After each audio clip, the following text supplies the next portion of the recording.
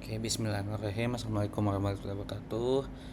Uh, so, good evening, everyone.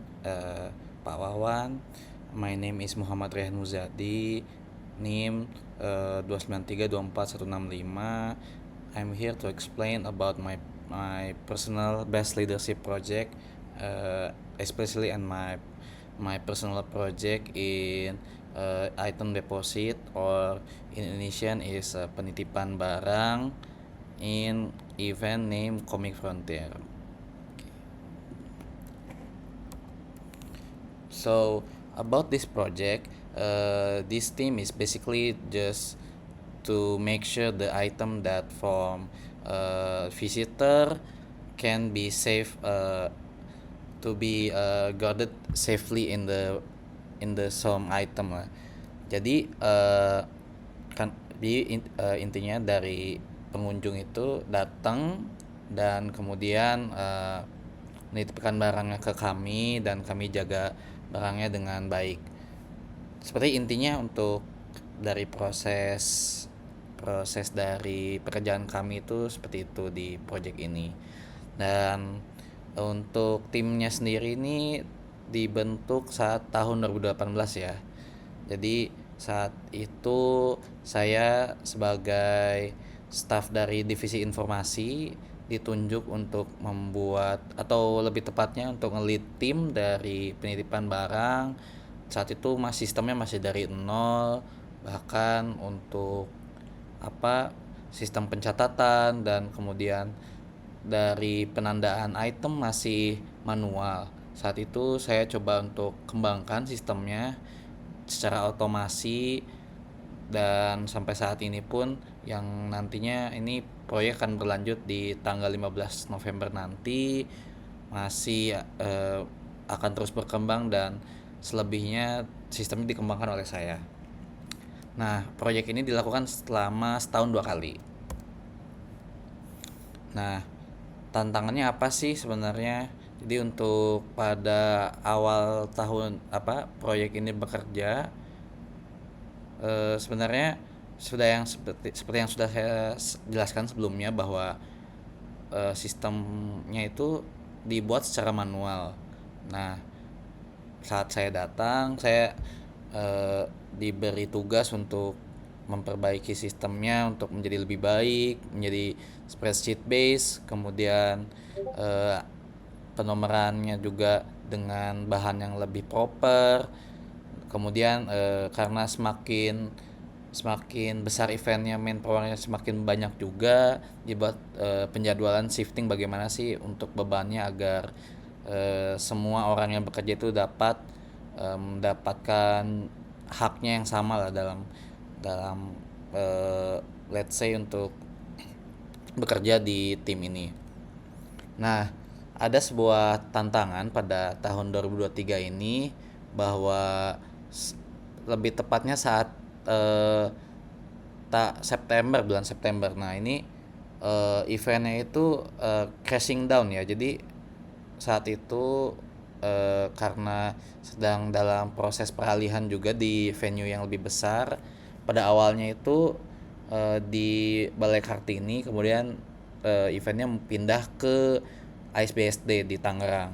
Nah, saat itu eventnya itu karena dengan venue organizer yang berbeda juga, jadi panitia dari event itu juga mungkin ada miskomunikasi atau sebagainya, sehingga sehingga si event ini tidak berjalan dengan lancar. Nah, ini juga imbasnya terkena kepada tim kami ya saat itu. Jadi level trustnya itu sedang berkurang jauh. Bahkan ini juga tantangan yang kami hadapi saat ini, bahwa trust ini menjadi hal yang penting bagi pengunjung ya. Jadi maupun itu tidak disebabkan oleh tim kami, namun ketika trust level ini sangat berpengaruh dalam skala besar, itu juga berdampak pada kami, bahwa bagaimana sih agar bisa bekerja dengan baik dan mendapatkan trust yang lebih lah dari pengunjung. Jadi mereka tidak judgmental dari awal kepada kami. Nah, seiring dengan waktu, leadership dari saya pun harus tetap berkembang ya, karena manpower yang masuk pun lebih banyak dan juga lebih beragam. Jadi untuk pada di awal saya mengelit tim ini, jadi awalnya tuh orang-orangnya tuh masih ya relatif seumuran dengan saya, bahkan ada yang di atas saya. Jadi managing timnya itu lebih terarah lah, dan juga jumlah manpowernya lebih sedikit dari sebelumnya. Nah, untuk saat ini bahkan jumlahnya tuh terus berkembang hingga ke 26 orang, dan sebagian besar dari anggota tim saya ini lebih muda dari saya. Jadi saya tuh harus gimana sih approach-nya agar apa namanya? Karena yang lebih muda, jadi kayak mereka tuh pasti lebih kritis, lebih apa ya, punya voice ya mungkin. Jadi kayak gimana sih kita tuh bisa lebih simpatik terhadap mereka gitu sebagai leadership, maaf, maksudnya lebih sebagai leader tuh bagaimana sih agar kita tuh bisa memposisikan diri pada level mereka gitu. Nah, dan yang terakhir pada challenge dan takeaway ini, bahwa mengapa sih project ini tuh penting, karena apa? Karena basically untuk goal dari proyek ini tuh kita tuh tidak boleh ada kesalahan ya, dalam kutip. Kenapa? Karena barang yang dititip itu tidak boleh ada kerusakan sama sekali, atau isinya tuh dalam si barang yang dititipan tidak boleh ada yang hilang. Dan juga at the same time gimana sih kita bisa maintain service service quality kita gitu terhadap pengunjung. Jadi kita tuh bekerja dalam dua dua hal, yaitu security dalam hal barang yang dititipkan, dan juga service quality yang dideliver untuk menitipkan barang dari pengunjung ke kita. Nah, untuk selanjutnya ini ada shared value apply yang saya coba terapkan di proyek ini. Jadi ada ada 7 value yang coba saya terapkan. Yang pertama ini service to others, fun, flexibility, teamwork, growth, freedom, dan involvement. Nah, ada urutannya juga ya. Kenapa saya urutkan sebagai demikian? Karena service to others tuh dalam artian kita harus mendeliver sesuatu kepada pengunjung ya. Jadi kita tuh lebih ke visitor oriented gitu secara eksternal. Jadi apa yang orang lain terima dari terutama di pengunjung itu apa yang menjadi goal kami gitu. Jadi external first, kemudian kemudian selanjutnya itu dinaungi di bawah payung secara internal. Jadi setelah goal secara eksternal sudah terpenuhi, kemudian kami, dan lebih tepatnya saya, mengembangkan tim secara internal apa aja sih yang harus diterapkan.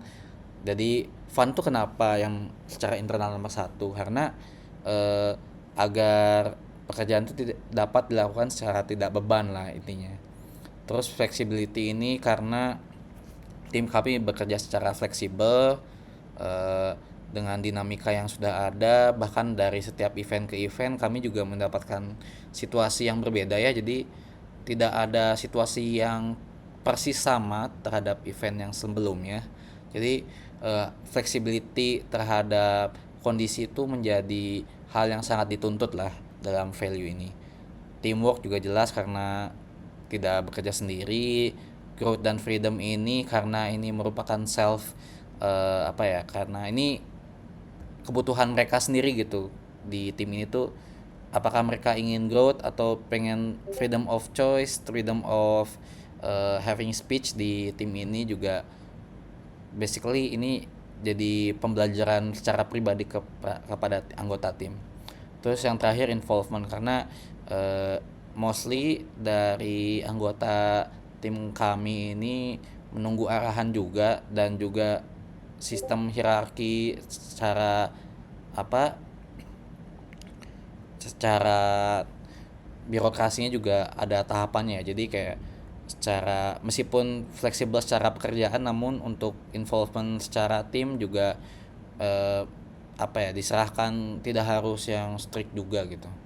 Nah, dari shared value ini dibangun menjadi visi, rancangan visi ya, dalam kutip, memberikan pelayanan terbaik dengan hati riang dan penuh senyuman. Nah, untuk mempersiapkan insiden yang mungkin terjadi, ini juga belajar dari pengalaman yang sudah ada bahwa eh, yang seperti yang sudah saya sebutkan dalam slide pertama bahwa trust ini menjadi hal yang sangat penting ya untuk pengunjung. Jadi bagaimana sih caranya untuk kita tuh mendeliver speech kami dan terutama saya untuk diajarkan kepada diterapkan pada anggota tim tuh bagaimana sih caranya untuk eh, mereassure gitu bahwa pengunjung tuh bahwa oh ya kami tuh sedang mengerjakan ini loh. Jadi bagaimana caranya tuh anggota tim dapat memposisikan diri kepada pengunjung tapi dalam waktu yang sama tuh memberikan rasa reassurance bahwa ini tuh kami tuh juga mengerjakan loh, concern terhadap kalian gitu sebagai pengunjung. Jadi intinya tuh rasa empati dan taking action terhadap apa yang dikeluhkan pada pengunjung tuh menjadi hal yang nomor satu gitu. Nah, ini untuk audience dan motivatorsnya ini ada tiga. Yang secara audience itu ada pengunjung event tentunya. Yang kedua staff dari tim penitipan barang. Dan yang terakhir tuh eh, PJ dari divisi informasi selaku dari level atas untuk divisi penitipan barang. Nah, secara motivatornya ini untuk pengunjung barang itu maaf untuk pengunjung event itu tentu saja safety dari itemnya yang dititipkan. Kemudian untuk para staff ini karena ini sifatnya adalah voluntary paid voluntary maka payment uang dari volunteer juga menjadi motivator mereka. Jumlah item yang masuk dan keluar ini juga menjadi motivator dalam artian apakah seberapa banyak dan seberapa sedikit menjadi penyemangat mereka gitu. Nah untuk dari PJ informasi sendiri eh, beliau sangat apa ya termotivasi dalam hal seberapa banyak sih item yang masuk dan kepuasan dari pengunjung juga sangat diperhatikan serta cash flow dari item yang masuk. Nah, terkait dengan item flow ini mungkin ada satu kasus ya. Ini secara pribadi bagaimana sih cara saya mendefend dari tim penitipan barang ini. Jadi dulu sempat waktu tahun 2019 kalau tidak salah. Jadi si item deposit ini hampir dibubarkan. Jadi waktu itu saya ngedefendnya dengan by data gitu kita sudah by data bahwa penitipan barang ini dibutuhkan oleh pengunjung bahwa jumlah item flow yang masuk saat itu dalam 2 hari bisa sampai 200 item serta flow-nya bagaimana per menit dan betul aja saat di defend tim deposit itemnya itu saya pun senang ya karena ternyata memang dampaknya benar-benar gitu bahwa si penitipan barang ini dibutuhkan oleh pengunjung dan sampai saat ini pun per 2 hari itu di event kemarin itemnya bisa nyampe 1.200 item. Nah, untuk project limitation ini karena awalnya juga ini tim bergerak secara kecil ya, maka ada 3 limitasi pada project ini. Yang pertama ini limited time to grow the system, yang kedua limited authority to change the system, dan yang terakhir limited amount of expertise. Nah, kenapa sih ada limitasi bahwa limited time to grow the system ya? Karena ini adalah event yang berjalan secara 2 hari dan voluntary membernya itu juga nggak belum tentu sama gitu. Jadi sistem yang udah diterapkan di event kemarin belum tentu sama dengan event yang ada setelahnya. Nah, apa sih yang saya lakukan untuk membuat sistem ini tetap growth? Jadi ini juga kombinasi dari usaha dan kebetulan ya bahwa anggota tim dari penitipan barang ini selalu sama kebetulan dalam artian bahwa dari tahun ke tahun most of the members tuh adalah member yang sama gitu. Jadi yang saya lakukan dari tahun 2024 awal tuh ya bagaimana sih bahwa si apa namanya anggota ini tuh dapat dapat melakukan apa ya namanya, pemilihan keputusan secara mikro tuh dapat dilakukan sendiri gitu. Jadi mereka tuh bisa mengambil keputusan tuh secara organik. Jadi apa yang terjadi dalam tim tuh ya mereka sudah lakukan secara inisiatif mereka sendiri gitu. Terus yang kedua ini apa sih yang saya lakukan untuk eh, menghilang apa ya me- menghadapi limitasi bahwa otoritas dalam perubahan sistem. Jadi untuk tim kami ini bekerja secara koordinatif ya dengan berbagai fungsi.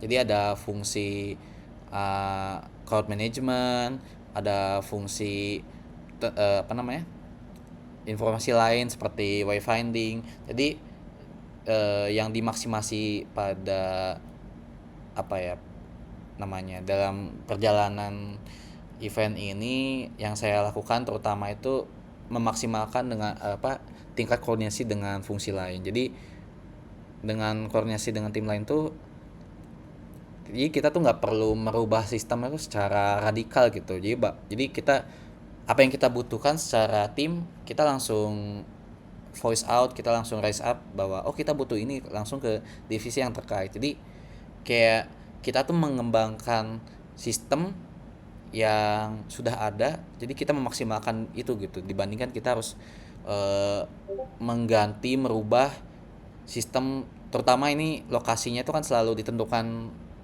by default. Jadi ya kita maksimalkan aja gitu gimana caranya agar kita sebagai penitipan barang tuh dapat berjalan secara maksimal, eventnya juga bisa berjalan dengan lancar. Dan terakhir nih, bagaimana sih saya menghadapi limited amount of expertise. Jadi karena most dari anggota tim ini kan orang-orang baru ya dan kuliahan mostly. Jadi expertise itu nggak semuanya punya gitu. Jadi kebetulan juga bahwa dari anggota tim saya ini eh, jadi mereka bertahan dari event ke event. Mungkin ada yang bertahan sampai let's say 2 tahun. Nah, itu saya keep untuk menjadi tandeman expertise pada anggota yang baru. Jadi anggota yang baru ini langsung bisa langsung keep up gitu sama workflow yang udah ada di sistem tim kami. Nah, ini untuk anggota tim. Jadi sebenarnya dari 26 anggota tim ada sebenarnya ada 5 role yang paling penting, karena dari 5 role ini bisa dipecah lagi di banyak anggota yang lain. Namun ini dari yang sudah ada di amati sebelumnya bahwa ada 5 sebenarnya kepala dari tim ini. Yang pertama ada field coordinator, kedua ada 2 advisor, ada item server yang melayani pengunjung, dan yang terakhir ada 5 man kutip. 5 man ini dalam artian mereka yang bisa ngasih semangat, yang ngasih apa ya, karena ini kan tim base, jadi bagaimana sih mereka eh, agar bisa berbaur dengan lebih nyaman gitu dalam tim.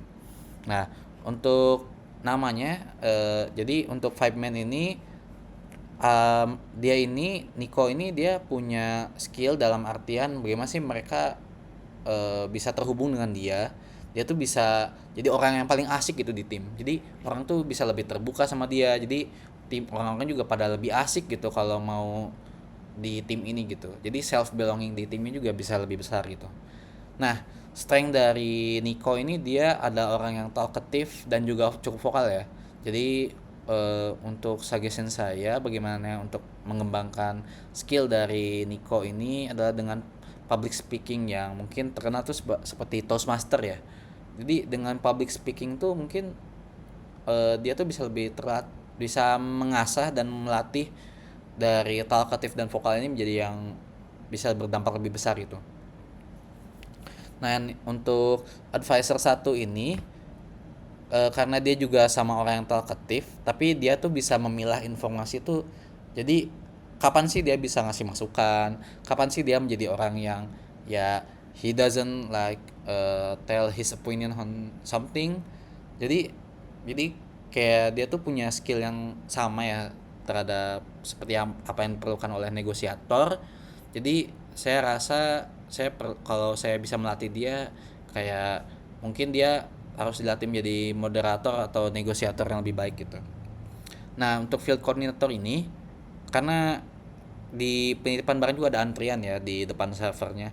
Jadi kita tuh harus mengatur gimana sih agar pengunjung tuh bisa tertib, terus staff-staff juga bisa mengikuti arahan dalam lapangan gitu. Karena kan kalau di lapangan kan lebih dinamis lagi ya dibandingkan eh, apa ya dengan preparation pada tahap preparation gitu.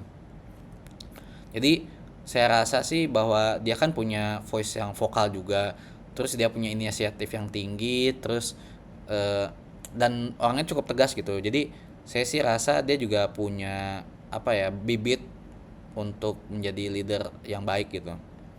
Dan ini advisor yang kedua tuh dia lebih ke brainsnya gitu. Jadi yang pertama tuh kan lebih ke negosiatornya, yang kedua ini lebih ke brains behind the scenes-nya gitu. Jadi dan juga dia itu quick thinker gitu, jadi karena adaptif yang cukup diperlukan ya di tim ini, jadi dia itu quick thinker ini sangat diperlukan gitu di tim kami gitu. Jadi dengan ketangkasan pemikiran ya dan adaptif ini mungkin juga bisa dikembangkan lebih lanjut ya dalam leadership training. Dan yang terakhir ini item server ini karena dia tuh apa ya? Karena mostly cewek di tim kami ini cukup sedikit ya, dan dia tuh kayak cukup jadi apa ya? Figure person ya di antara para perempuan di tim kami.